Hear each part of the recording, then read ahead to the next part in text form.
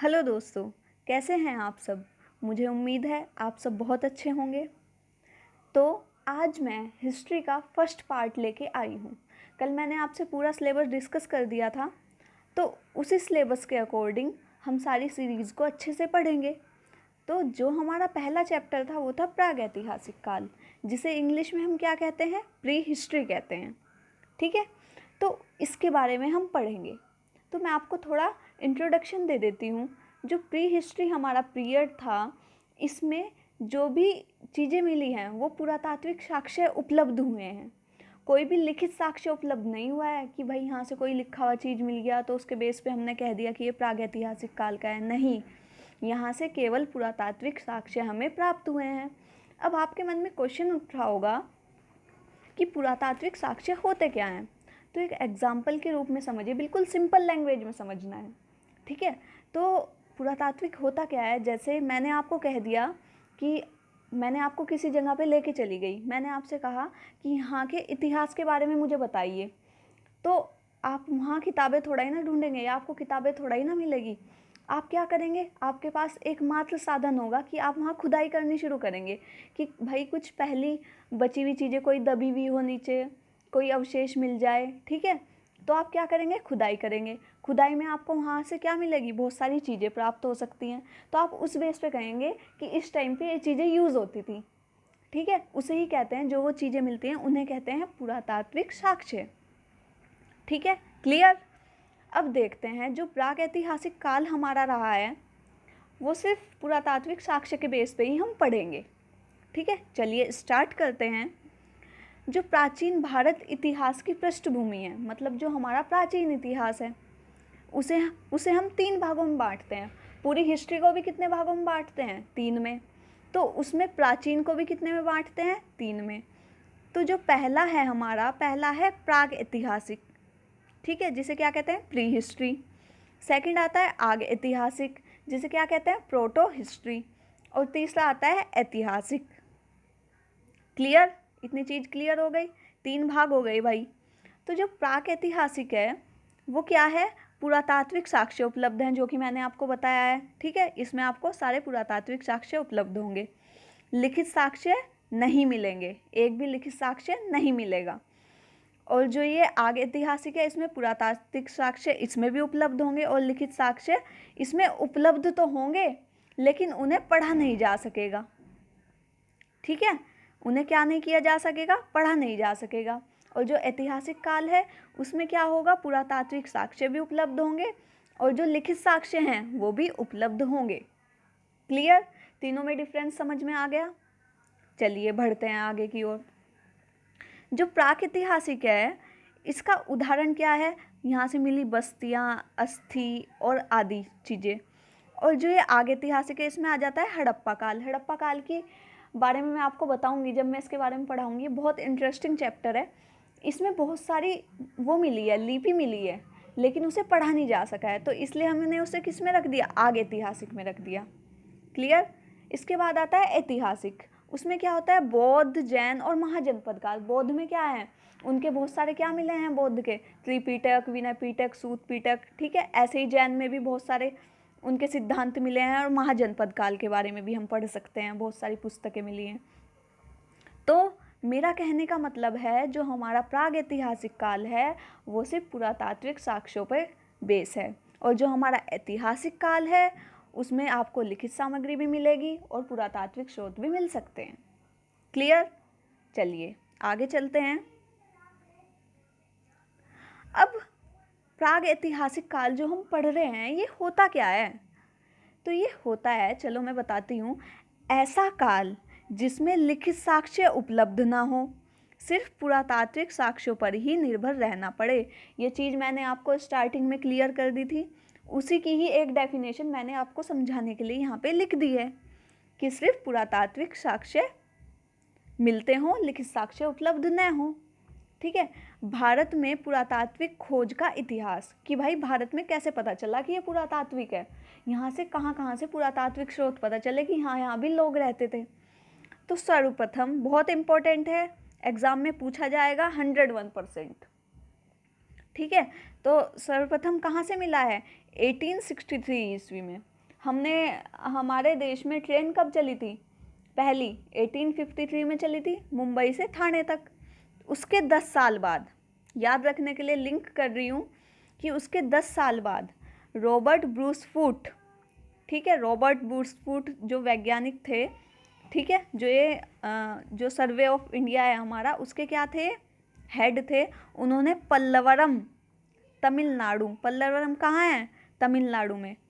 वहाँ क्या मिला था? औजार मिला था। वो भारत का कौन सा औजार था? पहला औजार मिला था वो, ठीक है, क्लियर। और भारत में प्रागैतिहासिक खोजों का जनक किसे कहा जाता है? तो रॉबर्ट ब्रूस फूट को ही कहा जाता है। क्वेश्चन आएगा कि भारत में प्रागैतिहासिक खोजों का जनक कौन है? तो कौन है? Robert Bruce Foote. कंफ्यूज नहीं होना है। कब हुई थी? 1863 में। कहाँ हुई थी? पल्लवरम में हुई थी। इतनी चीज़ें क्लियर हो गई। चलिए आगे बढ़ते हैं। अब आता है भारतीय पुरातात्विक विभाग के जनक, ठीक है। अभी हमने क्या कहा था? भारत के प्रागैतिहासिक खोजों के जनक।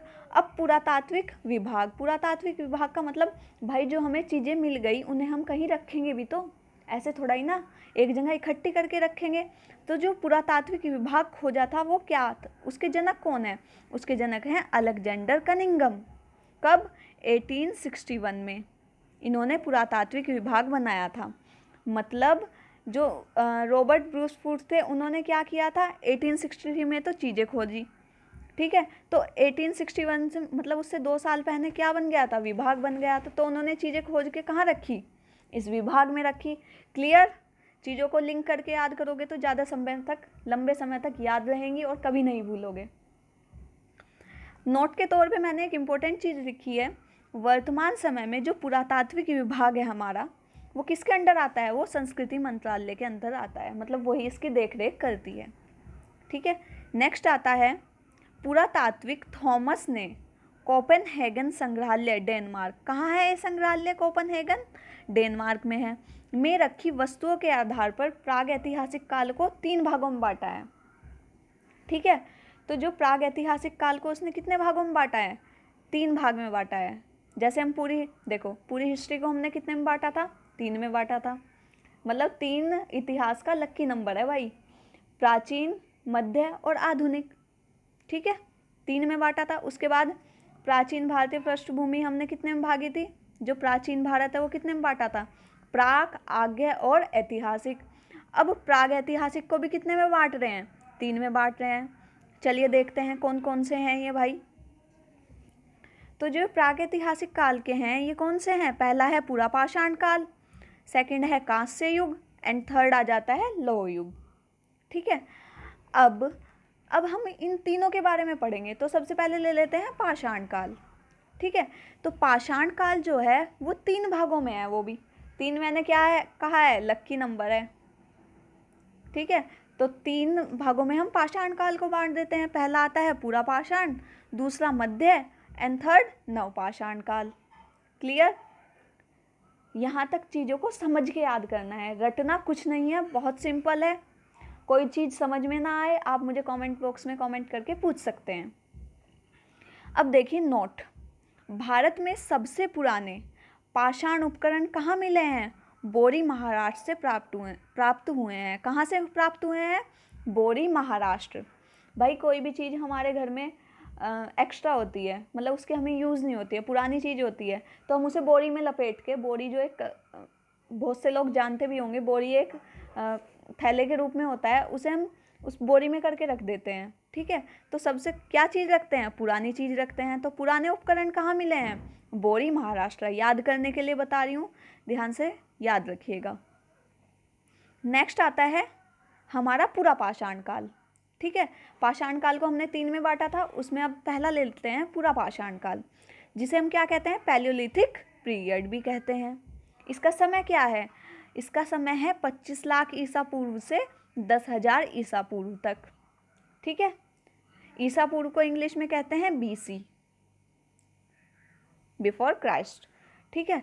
अब पुरापाषाण काल को भी हम कितने भागों में बांटते हैं? 3 में।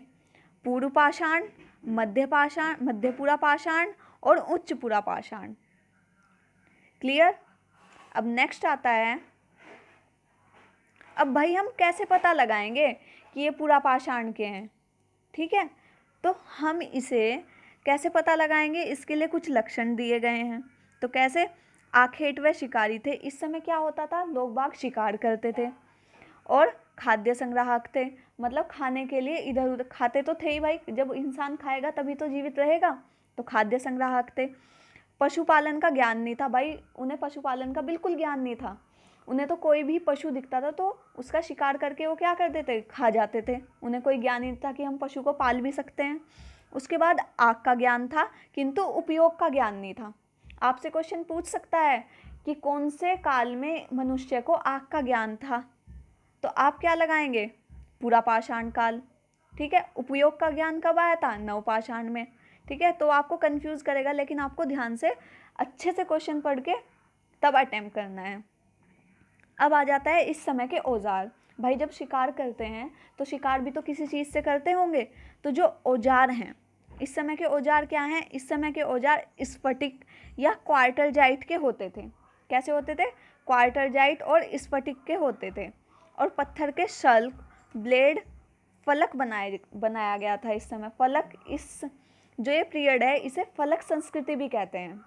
ठीक है, क्या बनाया था, पत्थर के शल्क बना दिए थे, पतले पतले पत्थर के लेयर काट के, क्योंकि मोटा पत्थर होगा तो वो इतना नुकीला नहीं होता है, लेकिन अगर उसे बारीक काट दिया जाए तो वो क्या बन जाता है, नुकीला बन जाता है, शिकार के लिए अच्छा होता है। तो उन्होंने ऐसा कर दिया था, मतलब मानव का दिमाग काम करने लगा था, वो विकसित होने लगा था।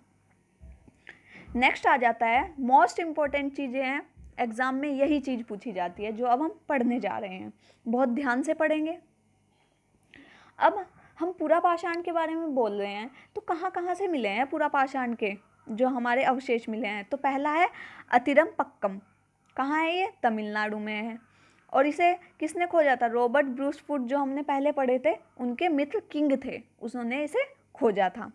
ठीक है, सेकंड आता है हथनोरा। हथनोरा कहाँ है? मध्य प्रदेश, नर्मदा घाटी में। यहाँ से क्या मिला है? यहाँ से मानव खोपड़ी एवं कंकाल का पहला साक्ष्य मिला है। ऐसे याद रख लो कि हथौड़ा मारकर क्या निकाल दी? मानव की खोपड़ी निकाल दी। ऐसे आप याद कर सकते हैं, हथनोरा, मानव खोपड़ी। उसके बाद आता है भीमबेटका की गुफाएं। भीमबेटका की जो गुफाएं हैं वो मध्य प्रदेश नर्मदा घाटी में है। और यहाँ से क्या मिले हैं? भीमबेटका की गुफाएं बहुत फेमस हैं, तो आपको याद रखनी है, यहाँ पे लोग बाग घूमने भी जाते हैं। तो यहाँ पे गुफा चित्रकारी मिली है, मतलब गुफाओं में चित्र बनाए हुए थे। कोई इंसान के आगे पशु है और वो उसके पीछे डंडा लेके, भाला लेके घूम रहा है, मतलब वो उसका शिकार कर रहा है। ये चीज़ें दर्शाई गई हैं उस गुफा में। और सबसे खास बात यह है कि उसमें पूरा पाषाण, मध्य पाषाण और नवपाषाण तीनों के चित्र मिले हैं कि ये पूरा पाषाण का है, ये मध्य का है और ये नव का है। वहाँ की स्टडी से पता लगाया गया है। और जो ये भीमबेटका की गुफा है ये अब यूनेस्को में सम्मिलित है। ठीक है, इसे यूनेस्को में क्या कर दिया है? सम्मिलित कर दिया गया है। नेक्स्ट आता है हमारा मिर्ज़ापुर। ठीक है, नेक्स्ट हम पढ़ते हैं मिर्ज़ापुर। मिर्ज़ापुर कहाँ है? उत्तर प्रदेश में है। यहाँ से भी पूरा पाषाण, मध्य और नवपाषाण तीनों के औजार मिले हैं। भाई जैसे जैसे समय बढ़ता रहा, अब आप पूछेंगे कि ये कैसे पता चला कि ये पूरा पाषाण के औजार हैं, ये मध्य के हैं, ये नव के हैं? तो जैसे जैसे आज का समय भी है वो पहले के समय में कितना एडवांस हो गया है, तो ऐसे ही उस समय भी पूरा पाषाण के जो औजार रहे होंगे वो थोड़े कम क्वालिटी के रहे होंगे, मतलब कम शार्प रहे होंगे। मध्य में और कुछ विकसित किया होगा उन्होंने, और नव में और ज़्यादा कुछ विकास कर लिया होगा, तो इस बेस पे हम उनका पता लगाते हैं। उसके बाद आता है बेलन घाटी। बेलन घाटी कहाँ है? मिर्ज़ापुर में। यहाँ से हड्डियों से निर्मित माँ देवी की प्रतिमा मिली है, मतलब इस टाइम लोग पूजा पाठ भी करने लगे थे कि माता भी कोई चीज़ होती है, कि भगवान भी कोई चीज़ होता है। तो वहाँ से हड्डियों से बनी हुई क्या मिली है? मातृ देवी की प्रतिमा मिली है। तो ये चीज़ आपके लिए इम्पोर्टेंट है। नेक्स्ट आता है मध्य पाषाण काल, जिसे क्या कहते हैं? मेलिलिथिक पीरियड भी कहते हैं। इसकी खोज किसने की थी? इसकी खोज की थी सीएल कार्लियर ने। कब की थी? 1867 में। ठीक है, ब्रूस फुट ने कब की थी? 1863 में। और इन्होंने कब किया है? 1867 में। टाइम पीरियड लिंक करके याद करिए, ज़्यादा समय तक याद रहेगा, मैं बार बार बोल रही हूँ, वरना भूल जाओगे, कन्फ्यूज़ हो जाओगे। इसका समय कब है? 10,000 ईसा पूर्व से 4,000 ईसा पूर्व तक है। जो इसके लक्षण हैं, इसके लक्षण मतलब कैसे पता चलता है कि ये मध्य पाषाण काल के हैं? तो यहाँ पे पशुपालन की शुरुआत हो गई थी, मतलब जो वहाँ के लोग थे उन्हें पता लगने लगा था कि हाँ, हम पशुपालन कर सकते हैं। तो जो पहला पशु पाला गया था वो क्या पाला गया था? कुत्ता पाला गया था। और जो वहाँ के औजार थे वो कैसे थे? सूक्ष्म पाषाण उपकरण थे वहाँ के, माइक्रोलिथिक, मतलब छोटे छोटे उपकरण बनाने लगे थे वो। क्या करने के लिए? ऐसा नहीं है कि पशुपालन शुरू कर दिया तो उन्होंने शिकार बंद कर दिया था। शिकार तो आज तक होता है, शिकार तो आज भी बंद नहीं हुआ है। आज भी तो भाई आप मुर्गा, मच्छी, ये सब चीज़ें खाते हैं, तो ये सब चीज़ें शिकार में ही तो आती हैं। तो क्या हुआ था? पशुपालन का शुरुआत तो हो गई थी लेकिन शिकार होता रहा था। तो इसलिए क्या बनाए थे उन्होंने? सूक्ष्म पाषाण उपकरण बनाए थे, जिन्हें हम क्या कहते हैं? माइक्रोलिथ कहते हैं। ठीक है। इसके स्थल कौन कौन से हैं, मतलब कौन कौन से स्थल से हमें यहाँ के पीरियड का पता चलता है? तो स्थल पहला है बागोर। बागोर कहाँ है? राजस्थान, आदमगढ़, मध्य प्रदेश में। ठीक है। इसमें क्या हुआ है? इसमें 5,000 ईसा पूर्व में पशुपालन का पहला साक्ष्य मिला है। पहला साक्ष्य कहाँ मिला है? बागोर से मिला है। अगर आपके ऑप्शन में बागोर और आदमगढ़ दोनों आता है तो आप बागोर लगाएंगे। अगर आपके ऑप्शन में बागोर नहीं आता है तो आप क्या लगाएंगे? आदमगढ़ लगाएंगे। तो पहला साक्ष्य कहाँ मिला है पशुपालन का? बागोर से मिला है। उसके बाद आता है लेखैया। लेखैया कहाँ है? इलाहाबाद, उत्तर प्रदेश में। सर्वाधिक मानव कंकाल कहाँ से मिले हैं? लेखैया से ही मिले हैं। सर्वाधिक मानव कंकाल कहाँ से मिले हैं? लेखैया से मिले हैं। ठीक है। इसके बाद आता है चौपानी मांडो। तो ये कहाँ है? इलाहाबाद, उत्तर प्रदेश में है। यहाँ से मृदभांड का प्राचीनतम साक्ष्य मिला है। मृदभांड मतलब बर्तन, ठीक है, जिसे आज की लैंग्वेज में क्या कह देते हैं? बर्तन कह देते हैं। तो ये चीज़ें आप याद रखेंगे।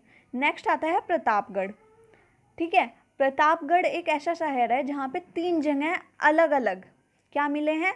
3 जगह अलग अलग बहुत सारे साक्ष्य मिले हैं। तो पहला शहर आता है सराय नहर राय, महदहा और दमदमा। ये 3 स्थल कहाँ हैं? प्रतापगढ़ में है। ऐसे भी पूछ सकता है कि प्रतापगढ़ में कौन से शहर हैं, आपको एक अलग ऑप्शन दे देगा और ये तीनों चीज़ें एक साथ दे देगा। तो आप आंसर तीनों लगाएंगे तो पता होना चाहिए कि कहाँ पे है। तो ये कहाँ है? प्रतापगढ़ में है।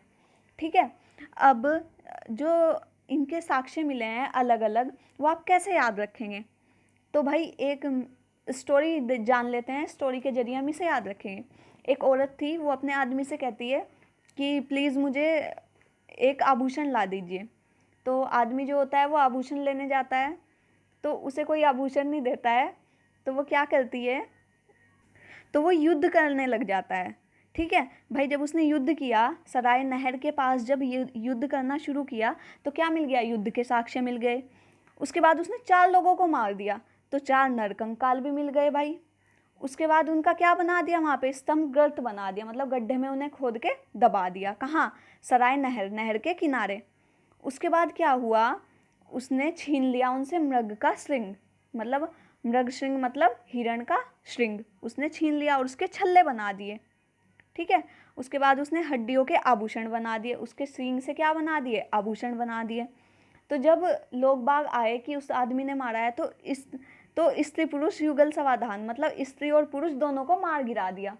तो दोनों के समाधान कहाँ मिले हैं? महदहा गांव में रहते थे, वहाँ पे दोनों के समाधान मिल गए। इसके बाद आता है दमदमा। जो दमदमा है वहाँ पे 3-5 का काम होता है। क्या होता है? 3-5, ऐसे याद रखेंगे 3-5। तो वहाँ से क्या मिले हैं? 3 नरकंकाल मिले हैं और 5 युगल समाधान मिले हैं। ठीक है। तो आपसे क्वेश्चन ऐसे पूछ सकता है, 2 स्त्री पुरुष के युगल समाधान, मतलब एक साथ जहाँ स्त्री पुरुष को दबाया गया है, वो कहाँ से मिला है? महदहा में मिला है। ये चीज़ मतलब ये पहला ऐसी जगह थी जहाँ से कपल्स के साक्ष्य मिले हैं, कपल्स को एक साथ दबाया गया था। ठीक है। इसके बाद आता है 5 युगल समाधान, ये चीज़ आप याद रखेंगे। नेक्स्ट आता है नवपाषाण काल। आपको चीज़ें समझ आ रही हैं? आई होप सबको अच्छे से समझ आ रही होंगी। किसी को कोई दिक्कत है किसी भी तरह की, वो मुझे कमेंट बॉक्स में अपना मैसेज छोड़ सकता है, मैं रिप्लाई ज़रूर करूँगी। ठीक है। नवपाषाण काल, नवपाषाण काल होता है न्योलिथिक पीरियड। जो इसका समय था वो था 10,000 ईसा पूर्व से 1,000 ईसा पूर्व तक का इसका समय था। ठीक है। इसके लक्षण क्या थे, जैसे हम हर तरह के लक्षण पढ़ रहे हैं हर पीरियड के, तो इसके क्या थे, इसके थे कृषि की शुरुआत हुई थी, ठीक है। और जो पहला मतलब जो अन्न उगाया गया था वो कौन सा था, जौ। लेकिन जौ का उपयोग ये खाने में नहीं करते थे, पूजा पाठ में करते थे। आज भी तो हम नवरात्रों में जौ का उपयोग करते हैं, तो उस समय भी जौ का उपयोग क्या होता था, पूजा पाठ में किया जाता था। इस समय गेहूं भी उगाने शुरू कर दिए थे, चावल भी और मक्का भी। तो ये चीज़ आपको याद रखनी है। इसके बाद जो इसके लक्षण हैं वो हैं स्थायी जीवन की शुरुआत। लोगों ने एक स्थायी जीवन मतलब लोगों ने एक साथ रहना शुरू कर दिया था। ये नहीं कि कहीं कहीं रह रहा है, मतलब एक बाड़ सी बना के अपने घर के चारों ओर तो एक साथ रहना शुरू कर दिया था कि ये मेरा परिवार है, ये मेरा कबीला है। मतलब इस समय इतने लोगों को ज्ञान हो गया था, मतलब उसका विकास हो रहा था। कहने का मतलब ये है। आग के उपयोग की जानकारी हो गई थी, मतलब आग उसे पता चल गया था, हाँ भाई आग से हम खाना बना सकते हैं। कच्चा मांस नहीं खाता था वो, मतलब उसने आग में पका के भोजन जो भून के खाना शुरू कर दिया था। लेकिन मैंने क्या कहा था, शिकार अब भी हो रहा था। कुंभकारी का ज्ञान हो गया था, मतलब वो नई नई चीज़ें बनाने लगा था। पहिए का आविष्कार हो गया था। आपने पहिए के बारे में एक कहानी सुनी होगी कि ऐसे आदमी जा रहा था तो एक लकड़ी का लट्ठा पलट के नीचे गिरा, तो उससे पता चला कि वो पहिए का आविष्कार कर सकता है, ठीक है। एनसीईआरटी आप जितनी पढ़ेंगे आपके कॉन्सेप्ट क्लियर होंगे। तो मैं आपको प्रेफरेंस दूंगी कि आप सभी एनसीईआरटी अच्छे से पढ़ें 6 से 12 तक, तो आपको ये छोटे छोटे कॉन्सेप्ट क्लियर हो जाएंगे, क्योंकि मैंने भी वहीं से ये सब क्लियर किया है। इसके बाद पहिए का आविष्कार हुआ था, ठीक है। तो ये चीज़ें आप ऐसे पूछ लेता है कि आग का उपयोग की जानकारी कब हुई थी, तो आप क्या लगाएंगे, नवपाषाण काल में। पहिए का आविष्कार कब हुआ था भाई, तो कब हुआ था, नवपाषाण काल में। तो इस समय के औजार कैसे थे, इस समय के जो औजार थे वो थे सलेट पत्थर के औजार थे इस समय के, ठीक है। सलेट पत्थर के औजार थे। सलेट पत्थर बहुत ही मजबूत होता था और नुकीला उसे बनाया जा सकता था, इसलिए उसने इसका यूज़ किया था, क्योंकि मानव क्या हो रहा था, विकसित हो रहा था। अब यहाँ के स्थल देख लेते हैं। स्थल इंपॉर्टेंट है, मोस्टली पूछे जाते हैं। तो पहला आ जाता है मेहरगढ़। मेहरगढ़ कहाँ है, बलूचिस्तान पाकिस्तान में है। यहाँ से 7000 ईसा पूर्व में कृषि का साक्ष्य मिला है, ठीक है। और पालतू भैंस मतलब पालतू भैंस के सर्वाधिक साक्ष्य भी कहाँ मिले हैं, मेहरगढ़ से ही मिले हैं। पशुपालन का जो कृषि का पहला साक्ष्य मिला है, कहाँ से मिला है, मेहरगढ़ से मिला है। तो ये चीज़ आप याद रखेंगे। दूसरा आता है लहुरा देव। लहुरा देव कहाँ है, संत कबीर नगर में, उत्तर प्रदेश में। यहाँ पे 8000 ईसा पूर्व कृषि एवं चावल के साक्ष्य मिले हैं। कब, 8000 ईसा पूर्व कृषि और चावल के साक्ष्य कहाँ से मिले हैं, लहुरा देव से मिले हैं। इसके बाद आता है कोल्डी हवा। कोल्डी हवा मतलब ये कब मिला है, 6500 ईसा पूर्व, मतलब इससे पहले।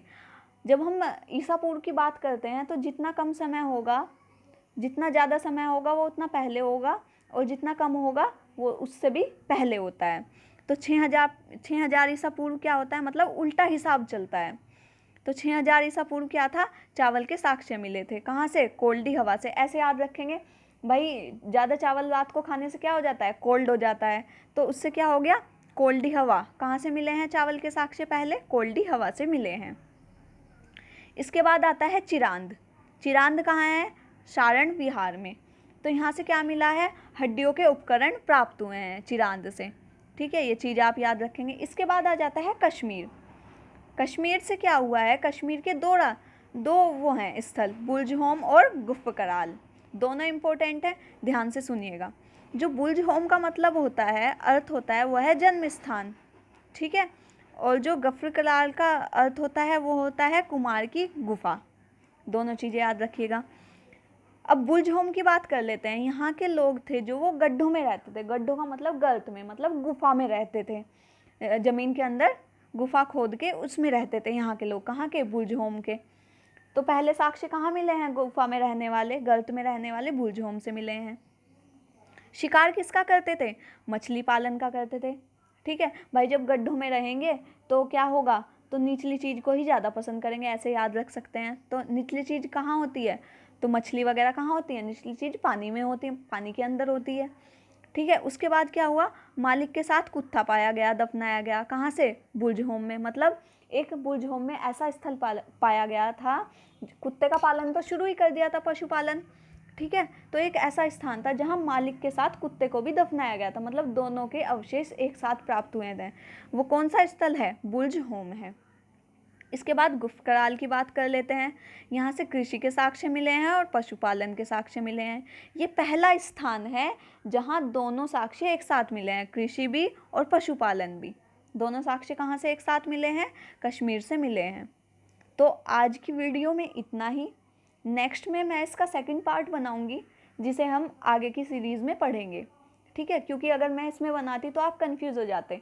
आप इसे अच्छे से रिवाइज़ कीजिएगा। अगर आपको वीडियो अच्छी लगे तो मुझे कमेंट करके बताएं, मैं और इम्प्रूव करूँगी, ठीक है, और ज़्यादा अच्छा लाने की कोशिश करूँगी।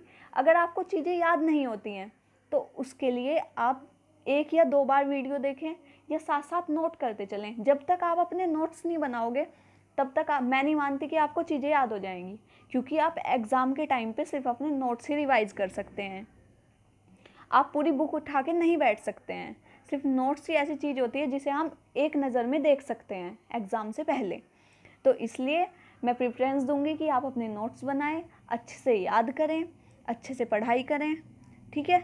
अगली वीडियो में इसका हम नेक्स्ट पार्ट देखेंगे, ठीक है। Thank you so much. अगर मेरी वीडियो अच्छी लगे तो ज़्यादा से ज़्यादा लाइक करें, सब्सक्राइब करें और प्लीज़ ज़्यादा से ज़्यादा शेयर करें। Thank you so much.